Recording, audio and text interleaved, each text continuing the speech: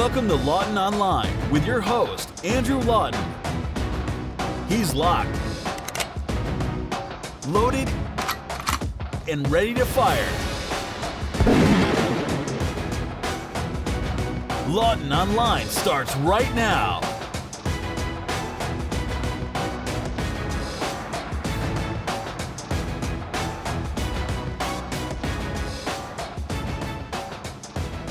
Hello and welcome to you. This is Lawton Online. My name's Andrew Lawton, and you are locked in on the Rebel.media. Such a pleasure to have you joining me today. We've got a pretty darn good show up ahead for you today. We're going to be talking in a little while about this very tenuous subject to many. It's called personal responsibility. I know, something you don't really hear a lot of, but I assure you it's a real thing. So we'll be talking about that later on. Also going to talk a little bit about the latest in politically correct nonsense and some stuff down that vein. But I wanted to begin, which is, I suppose, also a topic about politically correct nonsense, but a more serious one, by discussing the court ruling last week on Trinity Western University versus Law Society of Upper Canada. Now, this has been something that's been going on for a couple of years now. Trinity Western, as you know, is a private evangelical university in Langley, British Columbia, and they recently, relatively in the grand scheme of things, wanted to start a law school. Like any other university, I think they should have that prerogative. Now, unlike your UBCs and your U of Ts and your York universities, Trinity Western does not get any public funding. It's a purely private university, and that's because they have a code of conduct that some people might find objectionable, mainly non-Christians. They expect all students to adhere to basically Judeo-Christian values. Values that are hardly controversial for anyone of faith, regardless of whether they're Christian or not. And a Jewish person would also agree with a lot of these. A Muslim student would agree with a lot of these. It's basically that they expect their students to not use vulgar or obscene language, to not be drunk on campus, to not view pornography, to not gossip, and most controversially, to not engage in sexual relations outside of that of a marriage between a man and a woman. That means that if you are a gay student, you can go to the school, you can do whatever you want at the school except for have sex with your partner. Now, that same restriction is there for a straight student who can't have sex with their partner unless they are, in fact, married. Now, this does not sound to me like anything worthy of controversy.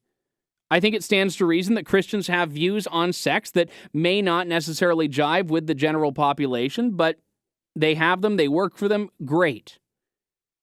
If you don't want to live that lifestyle, you don't have to go to a school that expects that. Trinity Western isn't doing anything wrong or illegal by having these values, but the Law Society of Upper Canada disagreed because although there's nothing illegal about the actual law school, in fact, the curriculum passed all of the criteria it needed to, based on federal regulations and other provincial law school regulations, the Law Society of Upper Canada, which is the law society for the province of Ontario, if you're not a history person, dictates that they will not recognize lawyers who graduate with a degree from Trinity Western, saying that the school from which they've graduated discriminates against gays. Well, I would say that the Law Society of Upper Canada is discriminating against Christians. But apparently that's not how it works. Apparently it's only a one-way street, not a two-way street, for tolerance and fairness and openness. I had the chance earlier this week to speak with John Carpe on my radio show, the Andrew Lawton Show on AM 980. He's the president of the Justice Center for Constitutional Freedoms, the JCCF. Now, his organization was an intervener in Trinity Western University v. Law Society of Upper Canada. And obviously, it's a bit of an unfortunate note because the Court of Appeal has ruled against Trinity Western, saying that it's a completely legitimate decision that the Law Society of Upper Canada has made. Now, this was the Ontario Superior Court of Justice. It still can go above this, possibly to the Supreme Court. Joining me on the line is John Carpay from the JCCF. John, it's great to have you on the show. Obviously, not under ideal circumstances, but appreciate your time today. Thanks for having me on your show.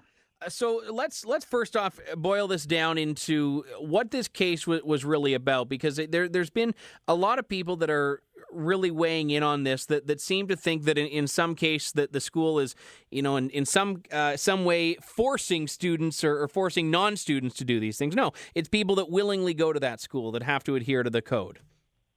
Well, and this is what's so disappointing about the ruling is that the Law Society of Upper Canada, which regulates and governs the legal profession, it seems to view Trinity Western as being some sort of a gatekeeper to the legal profession, and as if a law program at that school that would take in only about 60 students per year, that's somehow going to prevent gays and lesbians from getting into the legal profession, which is ridiculous because there's 20 other universities to choose from.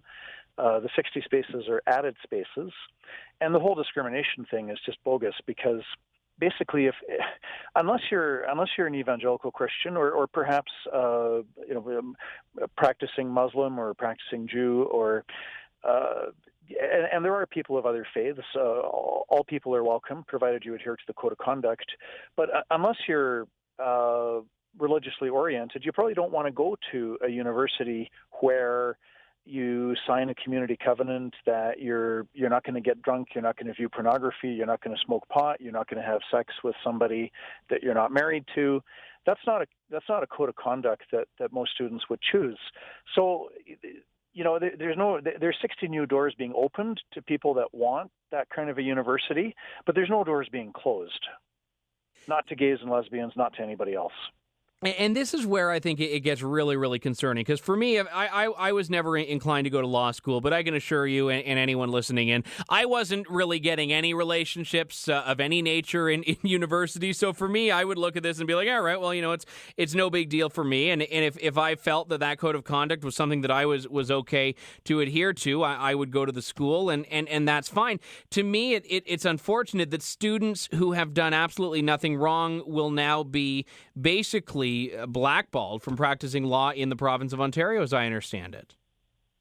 That's a correct understanding, and the context as well. And this point cannot be overstated and overstressed.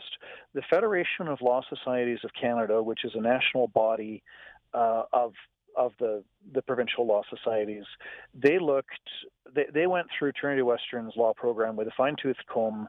They looked at their curriculum and their faculty and their teacher. They looked at everything, and they gave it a thumbs up. So there's absolutely nothing wrong or deficient in the way that law school is going to teach contract law, criminal law, tort law, constitutional law, et cetera, et cetera. And the Law Society of Upper Canada, or Ontario's Law Society, admits this. They admit that there's nothing wrong with the law program at Trinity Western University, but somehow if a student chooses to go to a school where they commit while studying law to a certain traditional moral code, that disqualifies them from becoming a lawyer. Yeah, and this is where I would have to ask about this, because when we see a decision like this from the Law Society of Upper Canada, it makes me wonder, are they going through and blocking individual lawyers who may themselves hold the Christian values that Trinity Western does from practicing law? Well, there's a big inconsistency there because there are lots of lawyers in Ontario and in every province who disagree with same-sex marriage. There's religious lawyers, Christian, Muslim, Jewish, who think that gay sex is a sin. And there's absolutely no evidence that any religious lawyer in Ontario or any other province has treated gays and lesbians poorly. There's zero evidence. If there was evidence, I'm sure that the Law Society of Ontario would have put that forward, but there's no evidence. So it's just completely hypocritical that on the one hand, there's lawyers all across Canada who disagree with same-sex marriage, and they, probably a minority of lawyers, I don't know, but there are certainly lawyers in every province who disagree with same-sex marriage, who think that gay sex is sinful, and no law society is trying to kick these people out of the legal profession. And that's completely two-faced to then say, well, we can't allow graduates of Trinity Western into the legal profession. Yeah, and what's I think fascinating here is that there are lots of lawyers that I know and lawyers that I've seen, on TV and read from who may personally hold the views of, opposing same-sex marriage, may personally hold the views of thinking that premarital sex is wrong, may personally hold the views that, pornography, drunkenness, etc. is wrong, but they recognize that individuals have the right to engage or not engage in those behaviors. And I find it interesting that, because someone decides to personally live by a certain code, which is basically what being a student at Trinity Western would do, that it's even assumed that you will somehow govern that these behaviors should be illegal should you become a judge someday. That to me seems to be the assumption that the Law Society is really basing its position on. That seems to be the thinking. And another huge inconsistency is that if you go to Brigham Young University in the United States, which is a Mormon or Latter-day Saints university, or if you go to Notre Dame and Pepperdine, there are a number of Christian universities in the United States that have a code of conduct similar to Trinity Western. That is to say, while you're studying there, you sign a pledge, no drunkenness, no pornography, maybe no smoking, whatever. And so you've got these American law schools that people attend. Anybody who's a graduate of an American law school can very easily come to Canada, and people do this. There's lots of lawyers in Canada that studied law in the U.S. You move to Canada, you take a half dozen or a dozen equivalency courses, you write a few exams, and bingo, you're in as a Canadian lawyer. So this is kind of ridiculous now. Where a Canadian so graduates of those schools aren't impacted by the same sort of attitude here, really? No, not at all. So if you're Canadian, you can go to some Christian American university that has a code of conduct that also says no sex outside of the marriage of one man and one woman. You sign the covenant, you live that out. You come back to Canada, and the Law Society of Upper Canada says, hey, no problem, as long as you took these extra courses so that you're now familiar with Canadian law, no problem. However, if you want to stay in Canada and go to a Christian university, well, then the Law Society says no. Unreal. So just for a sort of a recap purposes here, where are the provinces or which are the provinces where you can still be a Trinity Law School grad and be allowed to practice?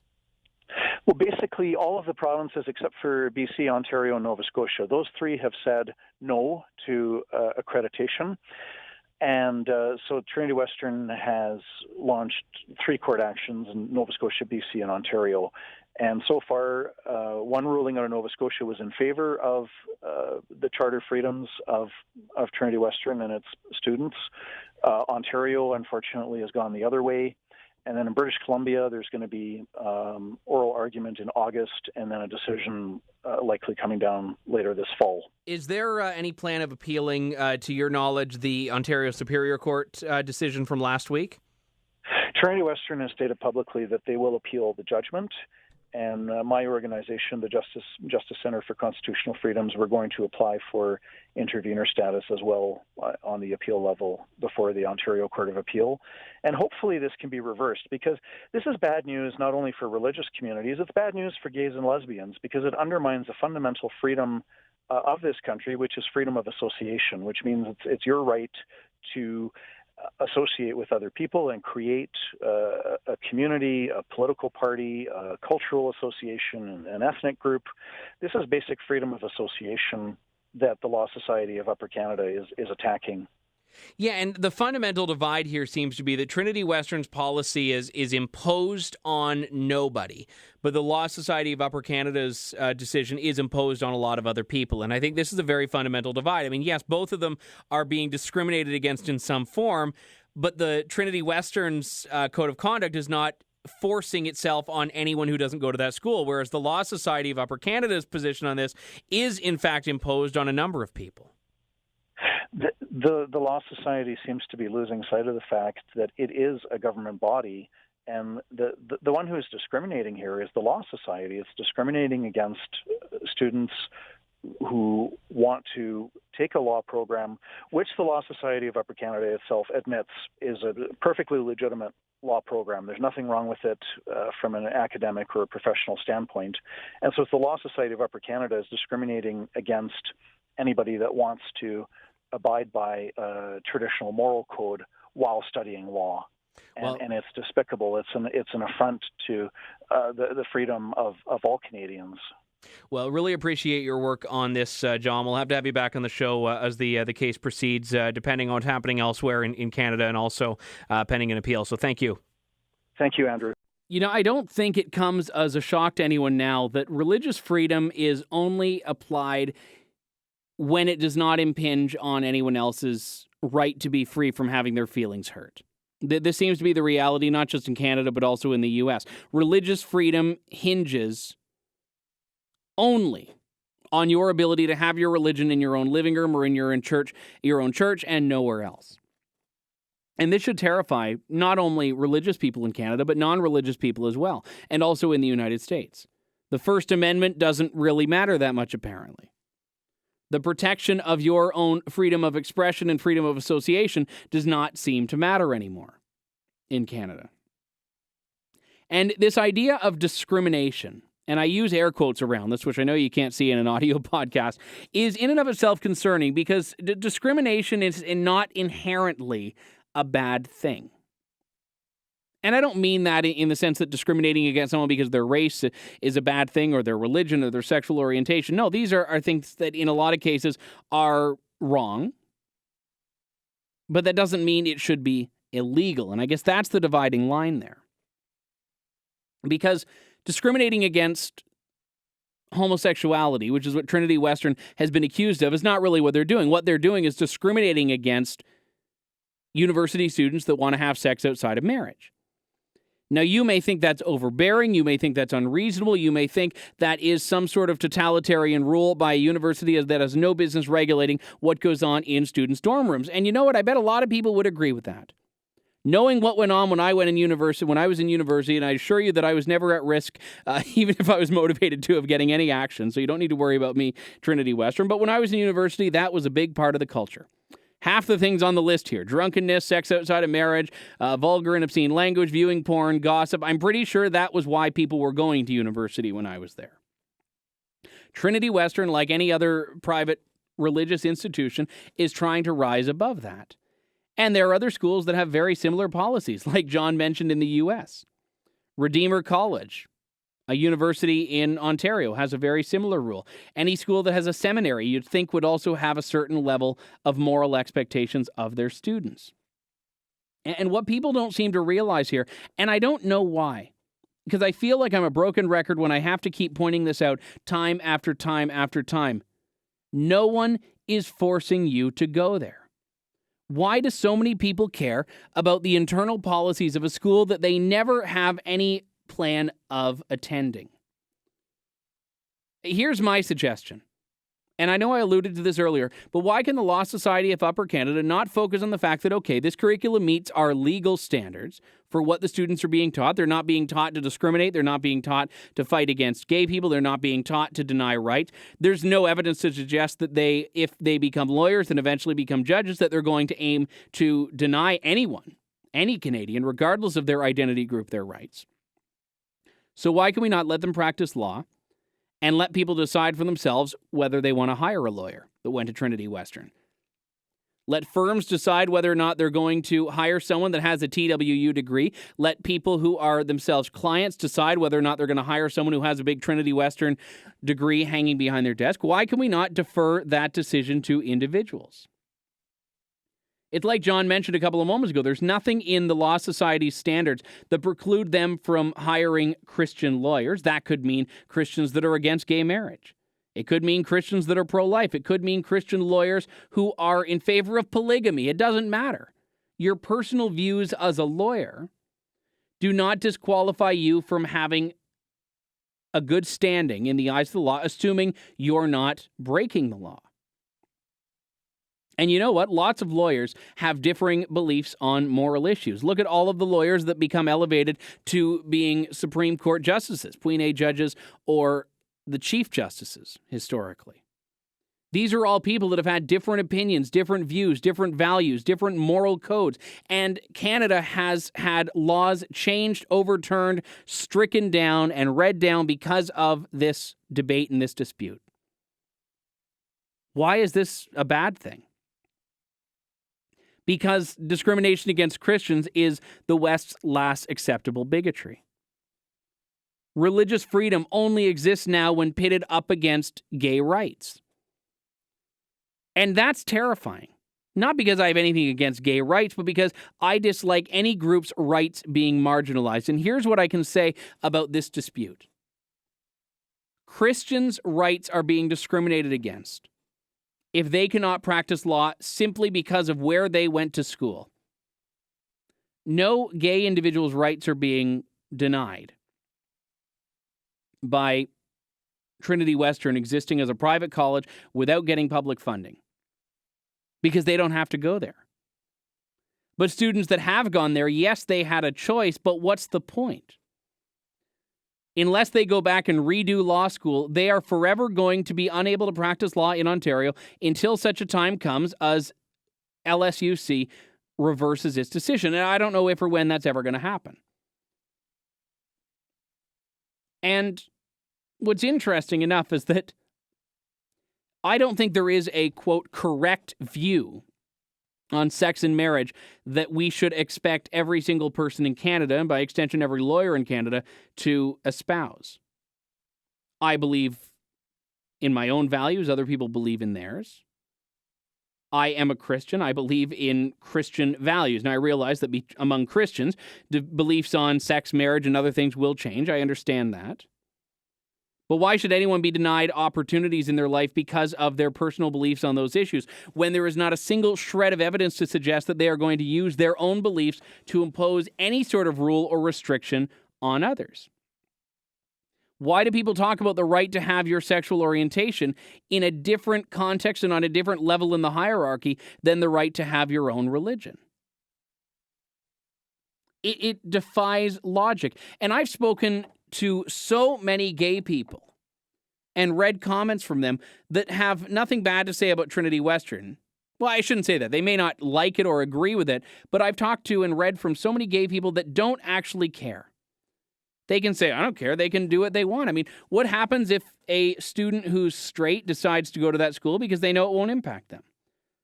They're like, well, I don't intend on having any gay relationships. I don't intend on having any extramarital straight relationships. The rules won't impact me. I'm going to go because I like the school and I want to get an education from there. And you know what? I'm a Christian, so I think it'll be good to have an education from there. Why is that person complicit in any sort of discrimination, which is the implication in the Trinity Western decision? I'll save you a few moments and give you the abbreviated answer. They aren't. All they've done now is become victims of the Court of Justice in Ontario. Victims of the Law Society of Upper Canada, which cannot preclude them from practicing law outside of Ontario, but in the biggest province in Confederation, as well as British Columbia and Nova Scotia, they are denied the right to practice law. Now, many will argue it's a privilege, not a right, and I'll cede that point. But the program meets academic and professional standards. Even the Law Society of Upper Canada admits that. So why is it at all acceptable to tell Trinity Western that they cannot educate their students, which is part of their mandate as a university? And people say, oh, well, but why can't we then discriminate against people based on race, based on this, based on that? I say go wild. I say let the market decide. If a school wants to be a whites-only university, despicable as that would be, let them do it. And you'll quickly find that the market is going to determine whether or not that is acceptable, whether or not it'll recognize degrees from that school. The Law Society of Upper Canada is not an example of the market. They are a government-empowered industry body that gets to make decisions in a monopolistic fashion. So this is not just the law community coming together and making some bold and defiant stand towards love and equality. No, this is basically the arm of the government working against people who have made no mistake other than to follow their own religious convictions when choosing a university at which they could study. And paid a lot of money for the privilege to do it, I should say, because the government's not funding any of these students. We got to take a break here. When we come back, more Lawton Online on the Rebel.media. I'm Andrew Lawton. Stay tuned.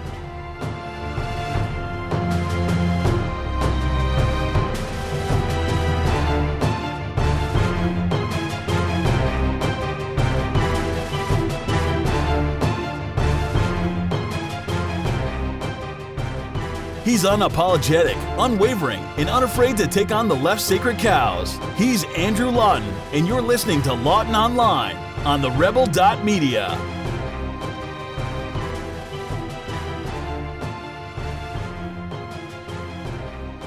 Welcome back to Lawton Online here on the Rebel.media. Wanted to talk for a few minutes during the podcast today about this trend of taking away or eliminating or indemnifying people who have committed criminal acts or, objectively speaking, heinous acts of responsibility for their actions. I don't think this is exclusive just to criminals. No, people all over the place refuse to take responsibility for their actions.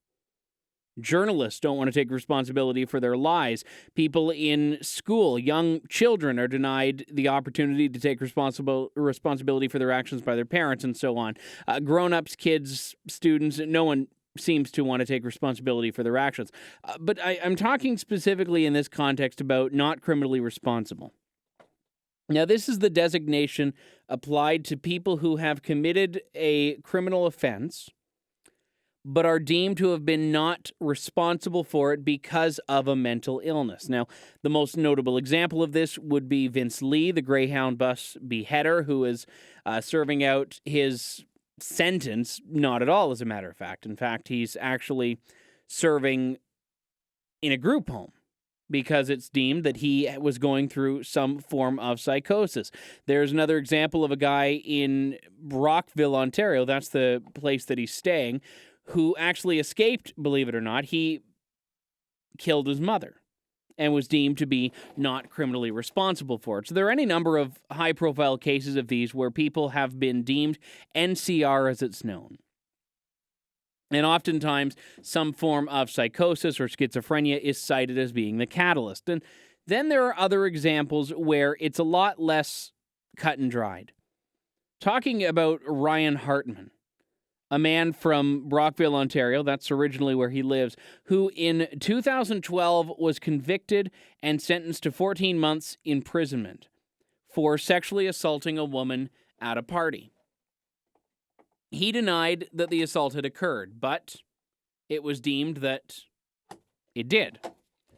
There was testimony from the woman, there was testimony from her boyfriend with whom she was sharing a mattress, and he tried to appeal it.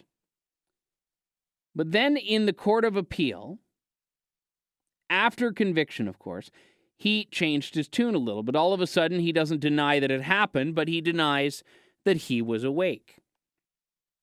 He claims to suffer from something called sexsomnia, which is a form of parasomnia, sleep-related issue, and he's not the first to claim this. This is becoming, unfortunately, a growing concern.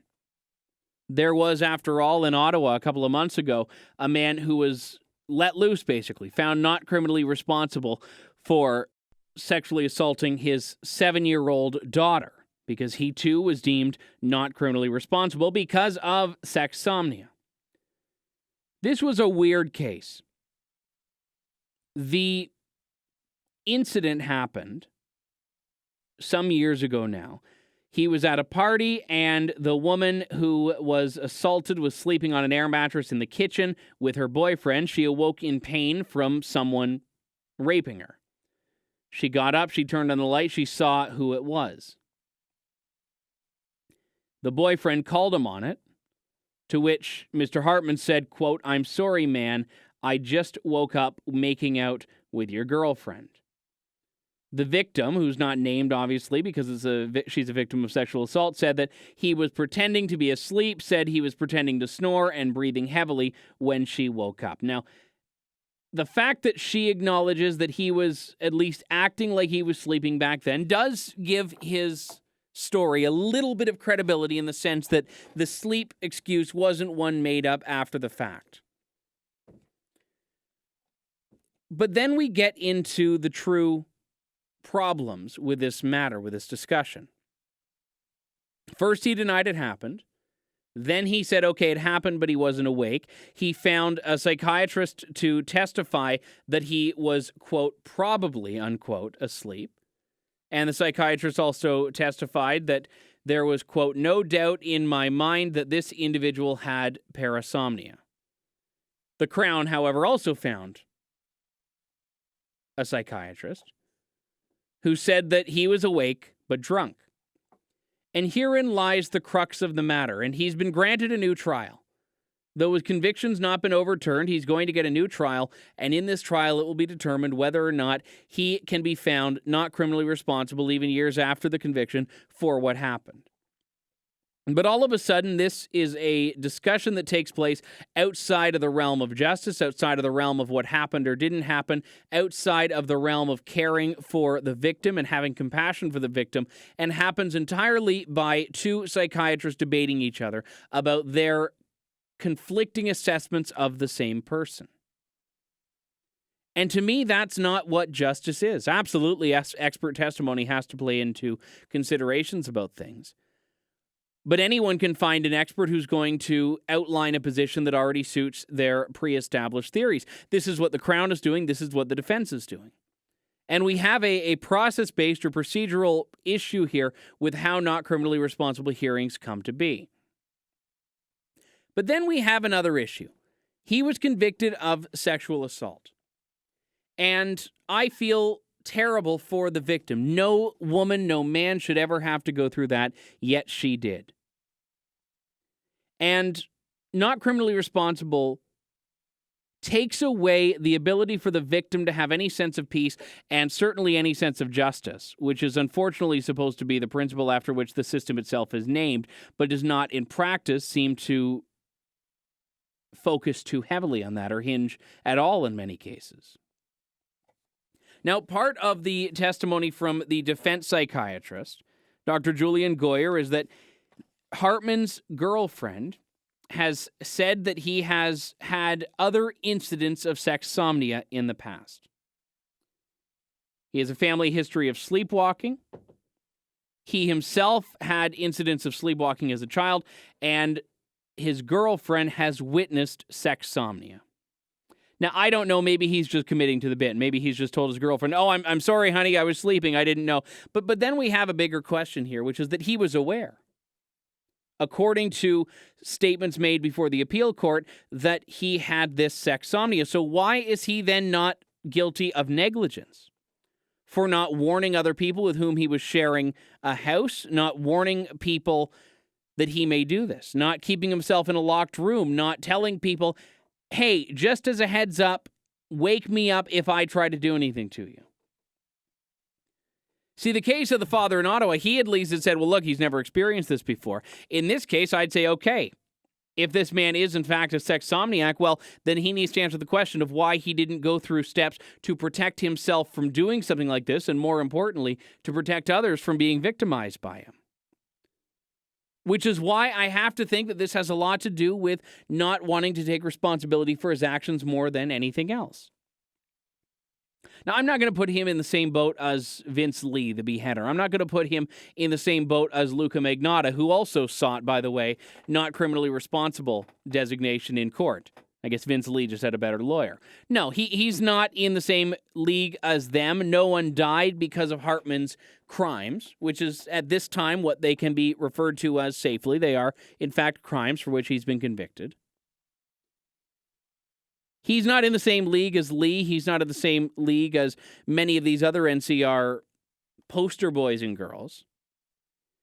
But he is fighting for the same designation. And I have a lot more understanding that someone may be experiencing a psychotic break and committing an act like this than someone who is asleep. Now, the DSM, the standard by which psychiatric illnesses are diagnosed and measured, written by people a lot smarter than I am.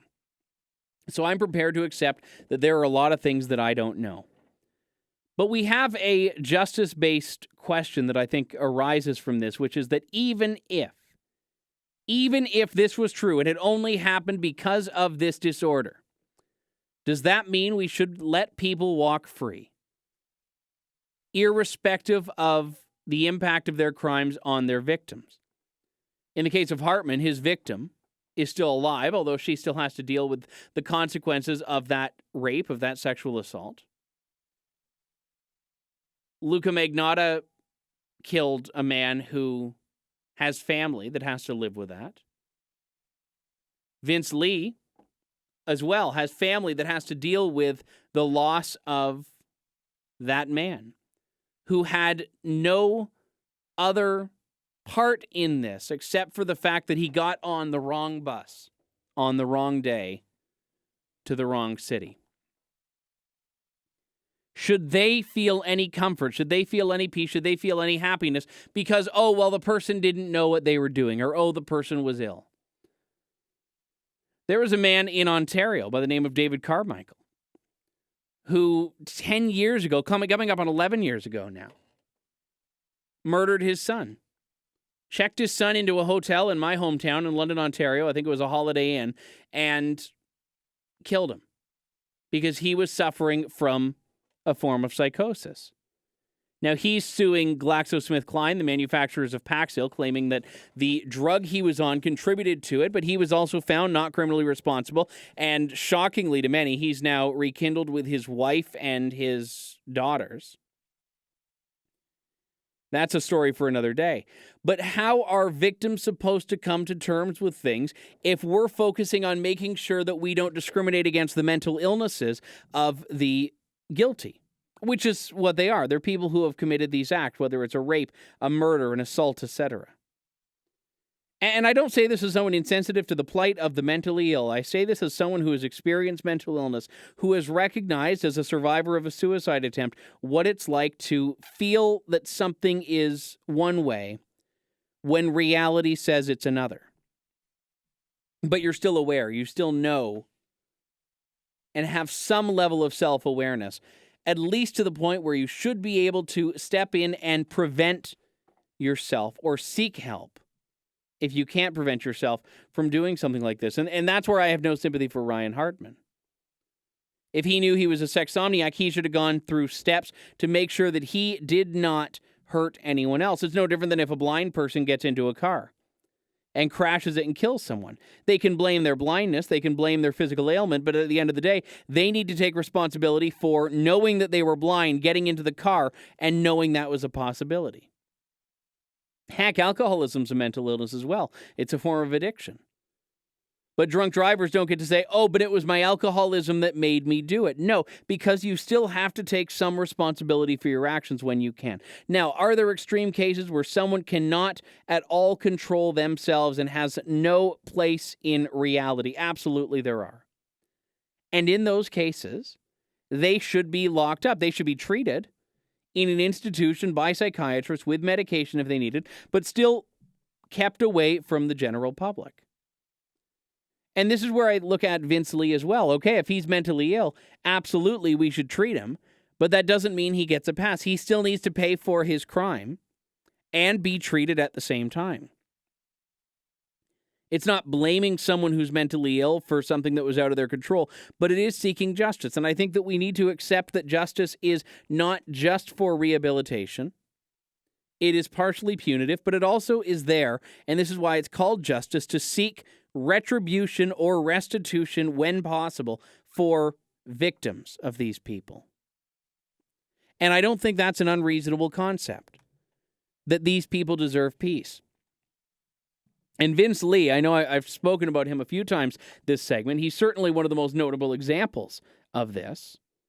Vince Lee, for crying out loud, is not even in an institution anymore. He was just approved the transfer. I don't think the actual move has taken place, to live in a group home in the community.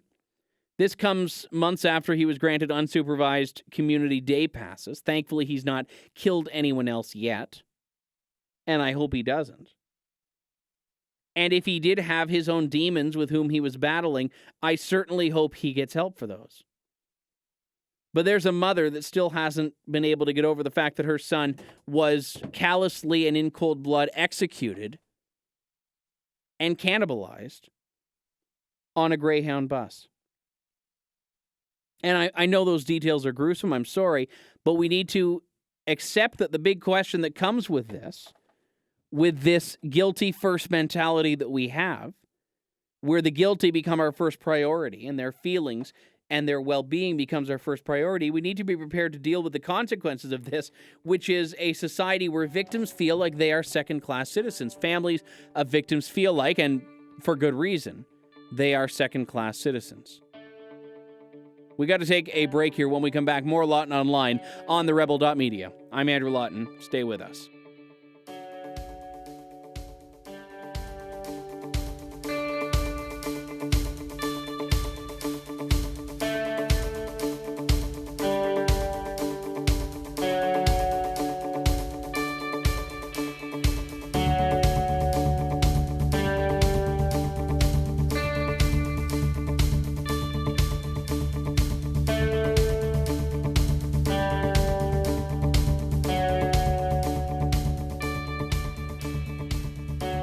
He's irreverent, intelligent, and indefatigable. You're tuned in to Lawton Online with Andrew Lawton.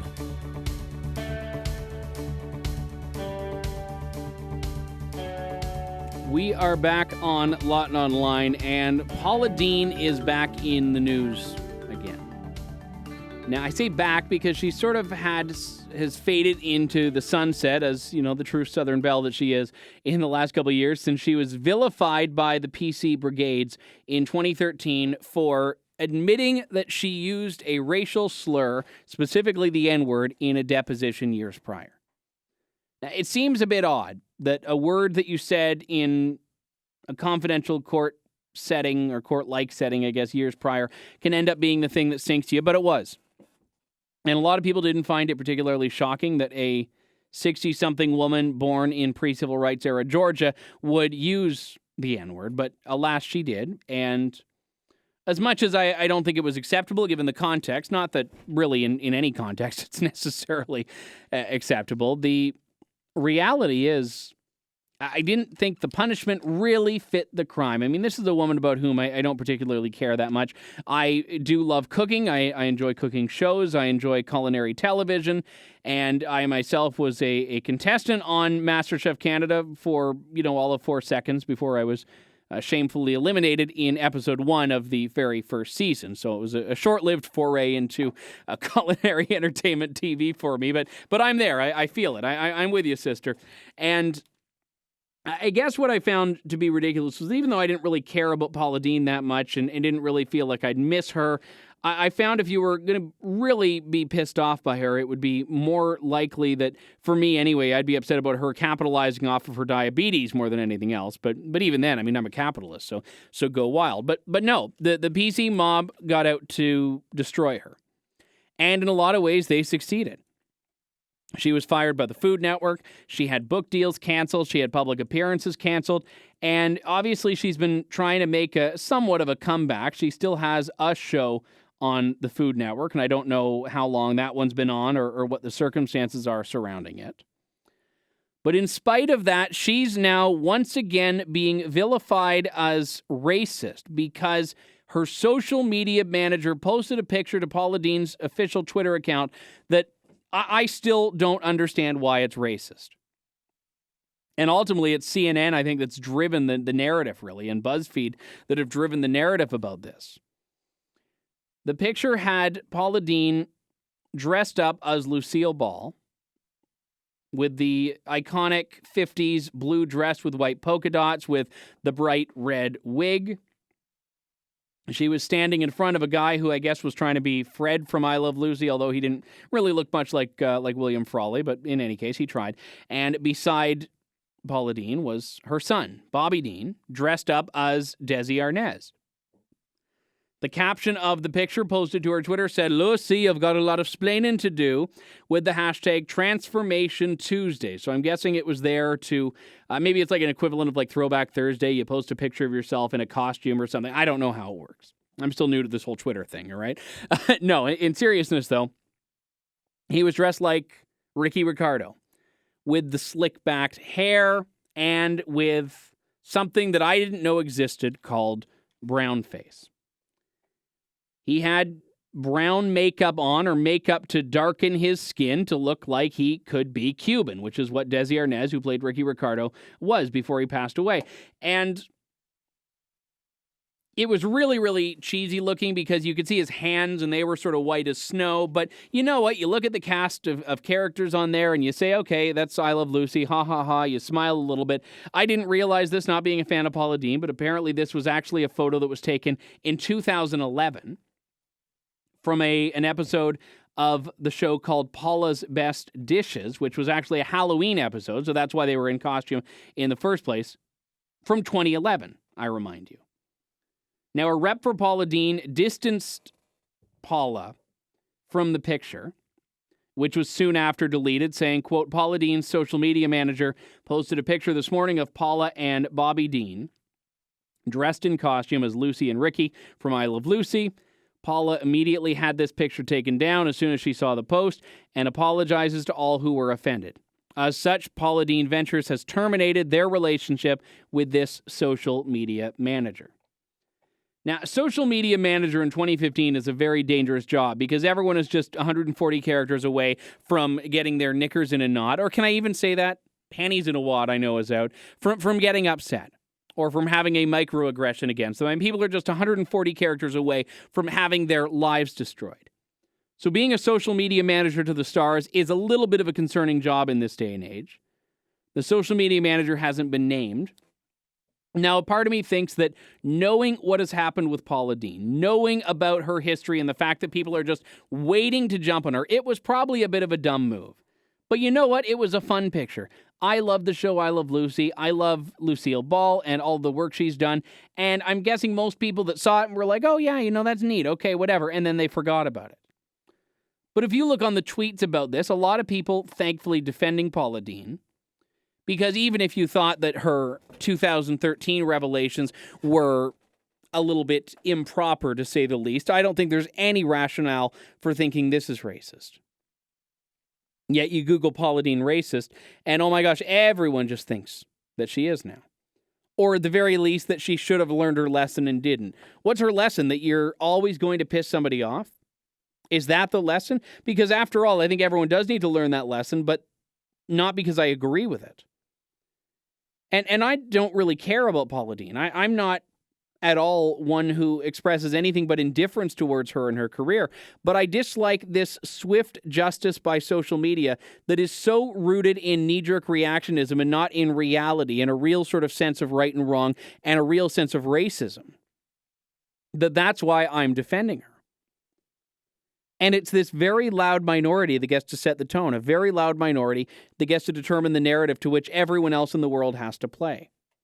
Now, I don't think she's lost any work over this just yet, and I hope that she won't, because this seems to be staying as a relatively small controversy for the time being. I don't think the social media manager should have been fired, but that's just me. And it's quite possible they haven't actually fired the person. I don't know.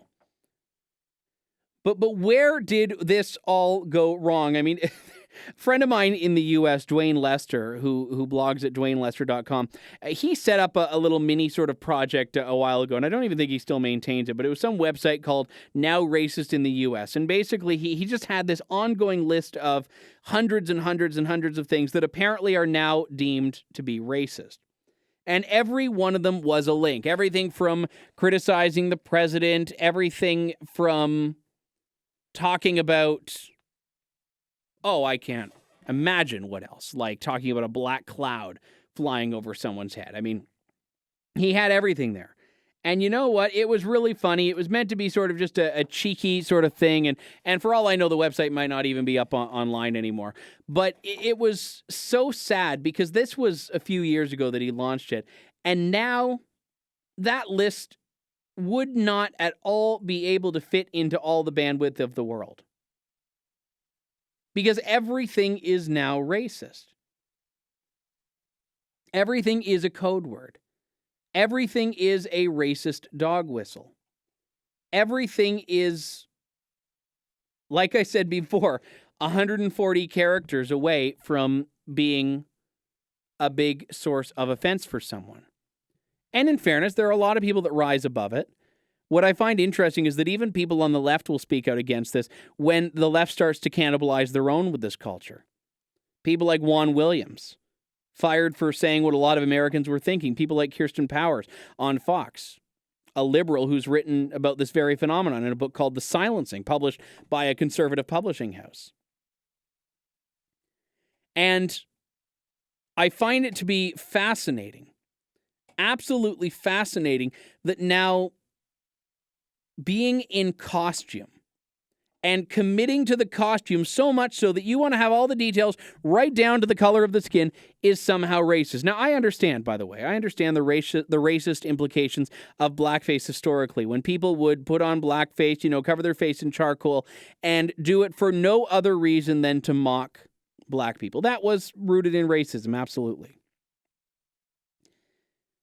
That's different than character-based blackface. When, in an attempt to be realistic in a costume, you decide to put it on. Now, I think you could make a claim that, why would you bother now, knowing what happens, knowing how people respond to that. But I also don't think we should be playing to the lowest common denominator here. But brownface, which I don't think anyone in the world had ever heard of until Tuesday of this week, when the media started making it up as though it was a thing and as though Paula Deen and her son had violated this sacred rule that you're not allowed to violate, which is that thou shalt not don brownface. I'm like, well, wait a minute. Is no one going to challenge this and ask, is this even a thing? Is no one going to speak out against this? Is no one going to say, is all you have on her a 4-year-old photo that you can use as evidence that she now hates Hispanic people as well? Give me a break. And I don't care about her career because I like her. I care about her career because I recognize what a lot of other people don't, which is that if we start chipping away at all of these little instances, these now microaggressions, I guess we're supposed to call them, we're going to get to a point where there's no one left. The death of discussion, the end of discourse, the end of freedom at the hand of a self-imposed Sharia and a self-imposed censorship, as it's been called by people like Pamela Geller, where everyone is too afraid to say everything, everyone's too afraid to say anything, frankly. Everyone's too afraid to be anything, to do anything, to make any point, because the point doesn't matter. Facts don't matter. Truth doesn't matter. Humor is now being lost. It's like we did, I think, a good 20 or 30 minutes on this show a few weeks ago about Jerry Seinfeld's comments about why he won't perform at universities. Because the truth takes a back seat to political correctness. And you can call it whatever you want. Even the left tries to pretend that it doesn't like the idea of political correctness. The left tries to say, well, we don't believe in political correctness, but you do. You just start calling it different things. You start calling it things like microaggressions. You start calling it things like new tone and like civility. But all you're doing is basically becoming these legions of censors that exist in all corners of discussion, whether it's academic discussion, whether it's now culinary TV shows. And it's hilarious to me that the left starts to get swept up in this. And I think the turning point is coming because even left-wing celebrities are starting to shine light on this. Left-wing celebrities are starting to become victims of it in a way. I'm not talking about Paula Deen in that case, but even Jerry Seinfeld's a classic example here. I mean, this is not a guy that's ever been front and center as a conservative Republican. This is a guy who, if he's made any political comments on the record, I'm guessing would position him as, like any sort of Jewish New Yorker in this very, very specific sort of leftist Hollywood category. But at the same time, even he's saying, no, we got to sort of roll this back. We got to turn the clock on this. And other comedians have really spoken out about this as well. And that's why I focused so much on this topic through the lens of comedy in the past, because that seems to be sort of the last bastion of freedom from political correctness. I mean, Amy Schumer, for crying out loud, who's, based on all accounts, a pretty unintelligent leftist, has now been jumped on as well. Another story that came out this week, a Washington Post column that shockingly linked her somehow to the Charleston, South Carolina shootings. Yeah, that was bizarro. Because, apparently it became out of vogue already to blame the Confederate flag for it. So one Washington Post op-ed blamed Amy Schumer for inspiring the Charleston shooter, Dylan Roof. Yeah, the op-ed written by two college professors says, quote, "Don't believe her defenders. Amy Schumer's jokes are racist." And they tore her apart for alleged racial insensitivity in her comic material.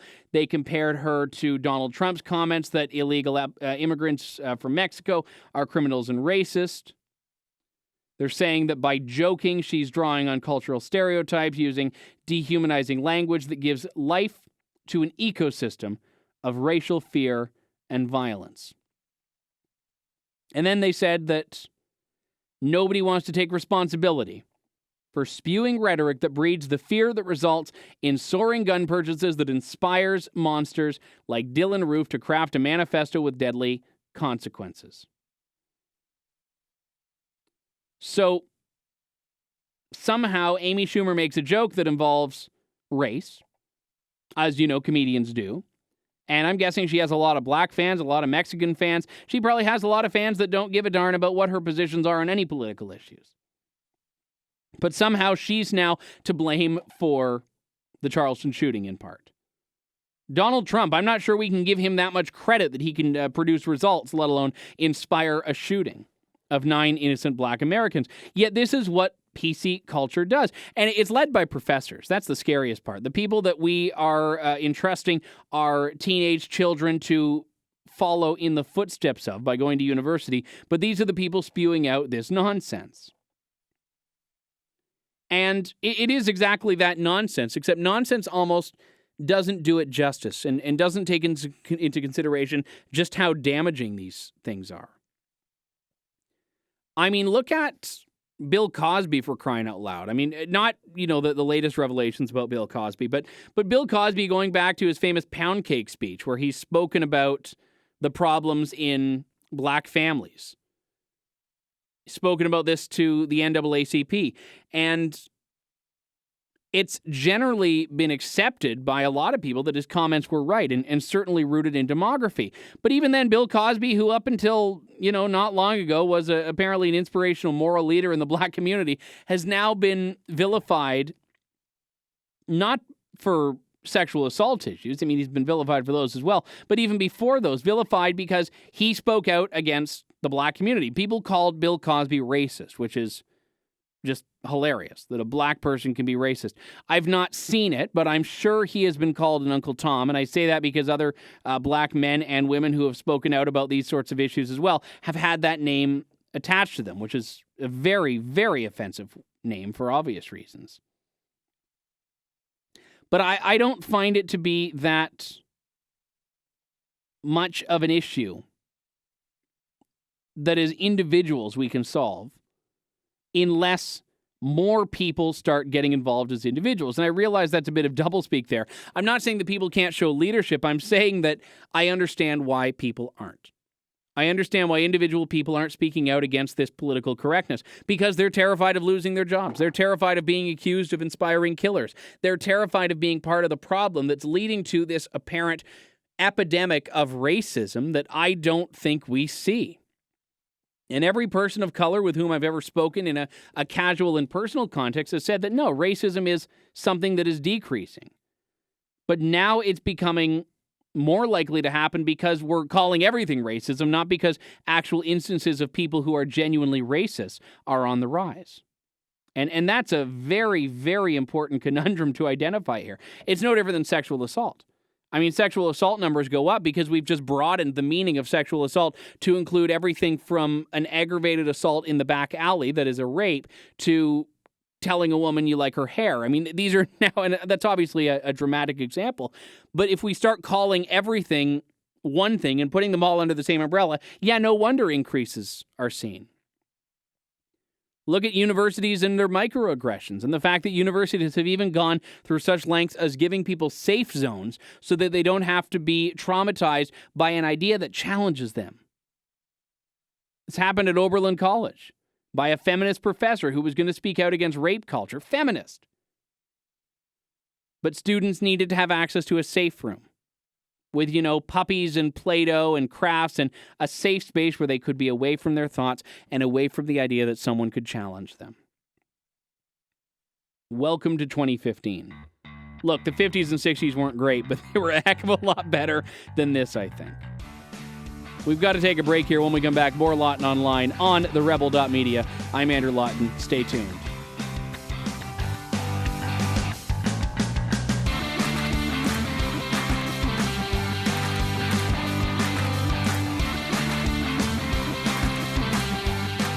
You're listening to Lawton Online with your host, Andrew Lawton, exclusively on the Rebel.media.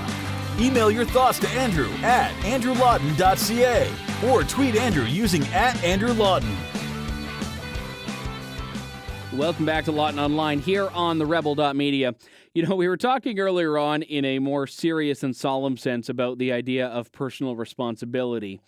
And I'm reminded of this story that came up this week, and it features a man in New Zealand who seems to be a stranger to this concept of irony. He is fighting his insurance company because he, at 285 pounds, needs a hernia operation. Unfortunately, in order to get the operation, he needs to drop 110 pounds to get himself down to 175. To help him along, he needs gastric bypass, which is basically bariatric surgery. It tightens up your stomach. It takes out a section of your stomach, means you can eat less, but you will dramatically drop in weight and not be as inclined to put it back on. Now, gastric bypass surgery is dangerous because you can do it once, and a lot of people, if they don't change their lifestyle after the fact, they can actually risk serious harm to their body by expanding out their stomach, even though it's actually smaller. They take a piece out or they put a laparoscopic band around it. Well, he wants his insurance company to pay for the procedure. The insurer has agreed to pay for his first surgery, but not his second, so he has gone on a hunger strike and has gone 5 days without a bite. This is a 285-pound man, upset that his insurance company is not giving him a weight loss surgery, who decided he's going to go on a hunger strike. But when you're that fat, I think it's just called a diet.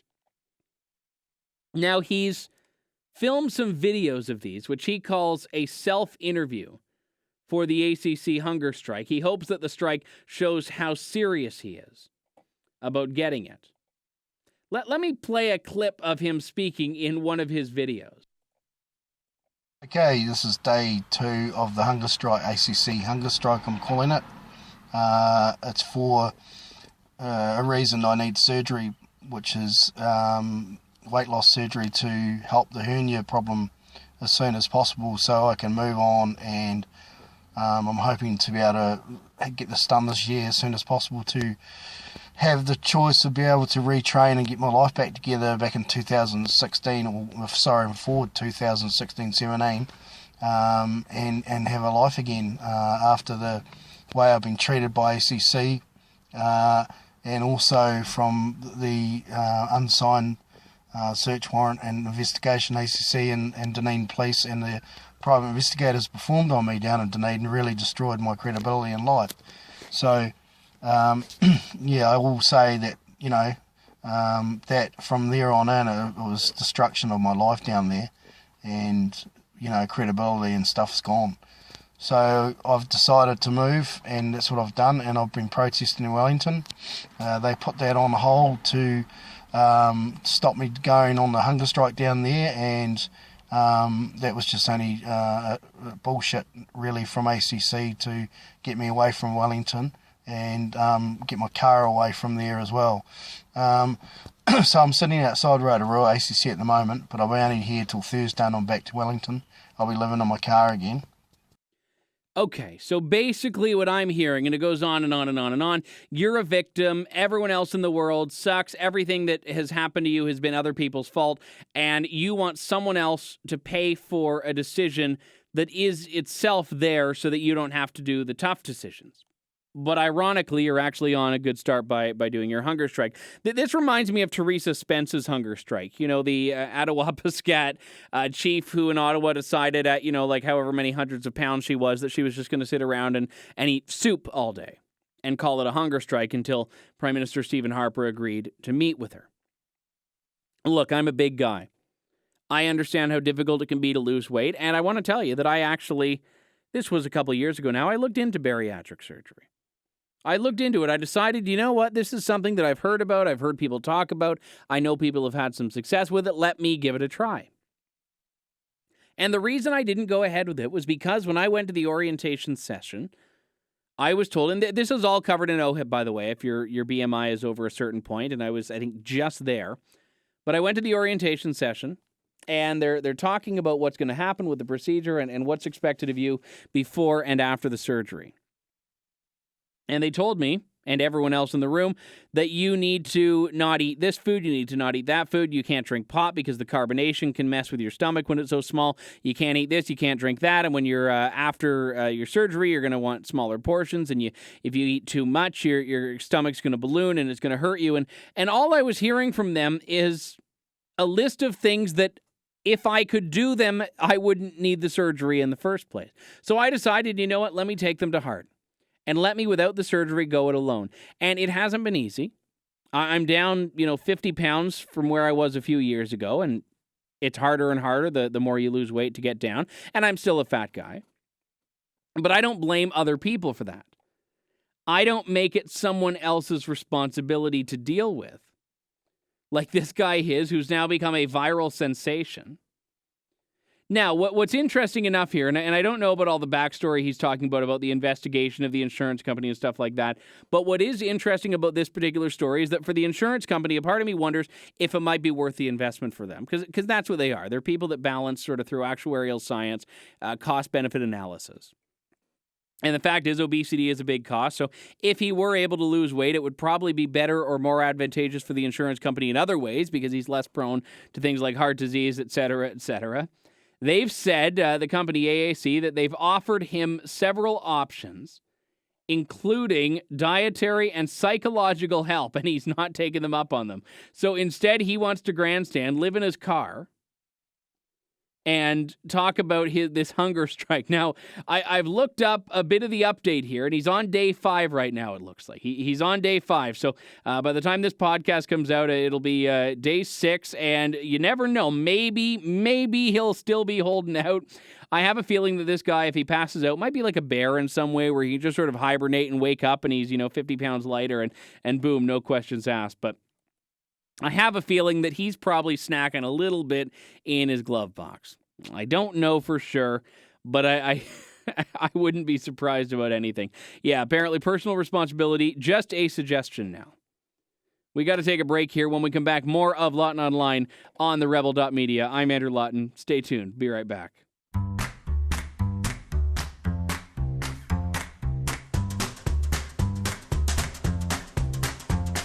It's time for It Must Be a Liberal, only on Lawton Online. Scouring every corner of the globe for stories so outrageous, there must be a liberal involved.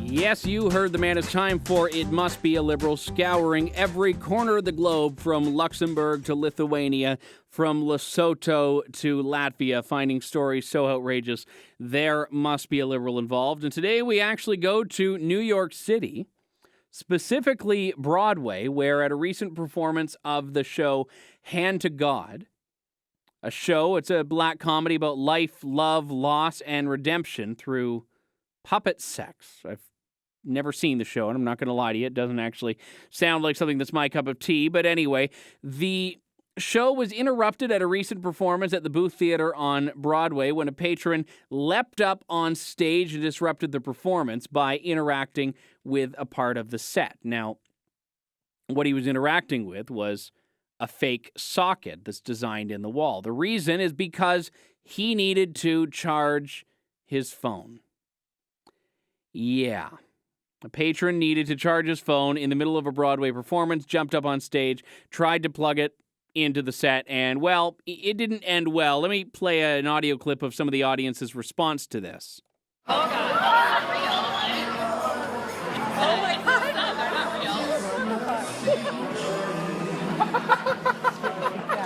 real. They laughed, they oh my goshed, and the music kept playing. Well, he didn't really seem to understand the gravity of what he did because, well, afterwards he asked one of the people that escorted him out, well, where can I charge it?